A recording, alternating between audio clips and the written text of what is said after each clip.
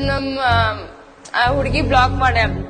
ನಿಮ್ ಹುಡುಗಿ ಬ್ಲಾಕ್ ಮಾಡಿದ್ರೆ ತಲೆ ಕೆಡ್ಸ್ಕೊಳಕ್ ಹೋಗ್ಬೇಡ, ಜೀವನದೊಳಗ್ ಸಾಧನೆ ಮಾಡ. ಅದೇ ನಿಮ್ ಹುಡುಗಿ ನೀನ್ ವಾಪಸ್ ಸರ್ಚ್ ಮಾಡುವಂಗ್ ಮಾಡ್ಕೊನಿ. ಬ್ಲಾಕ್ ಮಾಡಿದ್ದೆ ಯಾಕೆ ತಲೆ ಕೆಡ್ಸ್ಕೋತಿ? ಒಂದ್ ಸಲ ಬ್ಲಾಕ್ ಆಯ್ತಂದ್ರ ವಾಪಸ್ ಏನಪ್ಪಾ ಅಂತಂದ್ರ ನೀ ಅವ್ರಿಂದ ಹೋಗುದೇನಪ್ಪಾ ಅಂದ್ರೆ ಅದು ಸೆಲ್ಫ್ ರೆಸ್ಪೆಕ್ಟ್ ಅನ್ನ ಕಳ್ಕೊಂಡ್ ಹೋಗ್ಬೇಕಾಗತ್ತೆ. ಲೈಫ್ ಒಳಗೆ ಎಲ್ಲದಕ್ಕಿಂತ ಅತಿ ಹೆಚ್ಚಾಗಿದ್ದು ಯಾವ್ದು ಗೊತ್ತಾ? So self respect is the most important. ಹೋದವ್ರು ಹೋಗ್ತಾರ, ಅವಕ್ಕೆಲ್ಲಾ ವಿಚಾರ ಮಾಡುವಂಗಿಲ್ಲ. ಹೋದ್ರು ಹೆಂಗಿರ್ಬೇಕು ಗೊತ್ತಾ? ಲೈಫ್ ಒಳಗ ಬಂದ್ರ ಬಾನ್ಬೇಕು, ಹೋದ್ರ ಹೋಗಣ್ಬೇಕು. ಸೊ ಇವೆಲ್ಲ ಏನ್ ಗೊತ್ತಾ?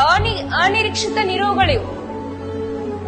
ಸೊ ಏನ್ ಭಗವದ್ಗೀತೆಯೊಳಗ ಒಂದ್ ಮಾತೈತಿ, ಎಷ್ಟ್ ಗೊತ್ತಾ? ಒಬ್ಬ ವ್ಯಕ್ತಿಯ ಪಾತ್ರ ನಮ್ಮ ಜೀವನದೊಳಗ್ ಮುಗ್ದಾಗ ಆ ವ್ಯಕ್ತಿ ನಮ್ ಜೀವನದೊಳಗ್ 1 ಸೆಕೆಂಡ್ ಕೂಡ ಇರುವುದಿಲ್ಲ ಅಂತ.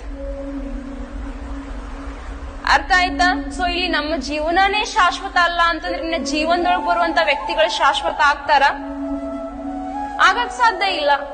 ಮತ್ತೆ ಯಾಕೆ ನೀವು ಅವ್ರಿವ್ರ ಬಗ್ಗೆ ಯೋಚನೆ ಮಾಡಿ ನಿಮ್ ಸಮಯವನ್ನ ನೀವು ಹಾಳು ಮಾಡ್ಕೊಳತ್ತೀರಿ? ನಂಗೆ ಗೊತ್ತಾಗ್ತಿಲ್ಲ. ನಿಮ್ಮ ಕುಟುಂಬದ ಕಷ್ಟಗಳನ್ನ ನೋಡ್ರಿ, ಅಲ್ಲಿ ಎಷ್ಟದ ಅದ್ರ ಬಗ್ಗೆ ವಿಚಾರ ಮಾಡ್ರಿ. ಒಂದ್ ಸ್ವಲ್ಪ ಜವಾಬ್ದಾರಿಗಳನ್ನ ತೆಗೆದುಕೊಳ್ರಿ.